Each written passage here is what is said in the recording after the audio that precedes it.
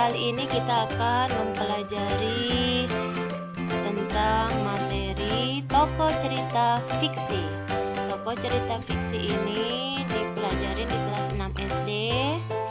Dan sebelum kita mulai pembelajaran, kita harus mengetahui tujuan pembelajaran kali ini, yaitu siswa dapat mengidentifikasi dan mendeskripsikan tokoh utama cerita fiksi secara benar dengan rasa ingin tahu, tanggung jawab, disiplin, dan kreatif.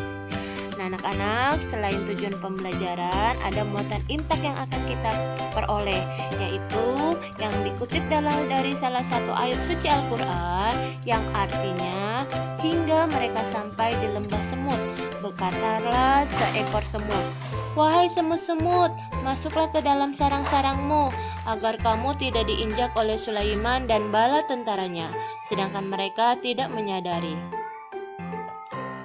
Nah, anak-anak, sebelum kita membahas tentang tokoh cerita, kita flashback dulu yuk pembelajaran yang kemarin mengenai pengertian cerita fiksi. Cerita fiksi adalah cerita yang mengangkat tema tentang khayalan atau imajinasi dari penulis. Fiksi adalah cerita rekaan yang tidak nyata, contohnya Timun Mas dan Harry Potter. Nah, anak-anak, sekarang apa itu tokoh cerita? Tokoh cerita adalah pelaku yang mengemban peristiwa dalam cerita fiksi, sehingga peristiwa itu mampu menjalin suatu cerita. Tokoh adalah individu rekaan pada sebuah cerita sebagai pelaku yang mengalami dalam cerita.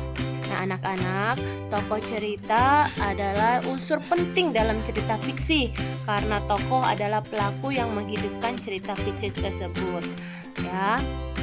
Karena saking pentingnya, kita akan membagi jenis-jenis tokoh. Pertama adalah tokoh utama. Tokoh utama yaitu adalah tokoh yang memiliki peranan penting dalam suatu cerita. Tokoh ini merupakan tokoh yang paling banyak diceritakan, baik sebagai pelaku kejadian maupun yang dikenai kejadian. Bahkan pada novel-novel tertentu, tokoh utama senantiasa hadir dalam setiap kejadian dan dapat ditemui dalam setiap halaman buku cerita yang bersangkutan. Selain ada tokoh utama, tentu ada tokoh pembantu. Tokoh pembantu ini adalah tokoh yang memiliki peranan tidak begitu penting dalam cerita, dan kehadiran tokoh ini hanya sekedar menunjang tokoh utama, seperti tokoh selingan begitu. Nah, anak-anak, berdasarkan peranannya dalam sebuah cerita, tokoh dibagi menjadi dua, yaitu tokoh protagonis adalah tokoh yang kita kagumi, yang salah satu jenisnya secara populer disebut hero atau tokoh yang merupakan pengejauhan tahan norma-norma, nilai-nilai yang ideal bagi kita, atau yang kita sebut tokoh baik.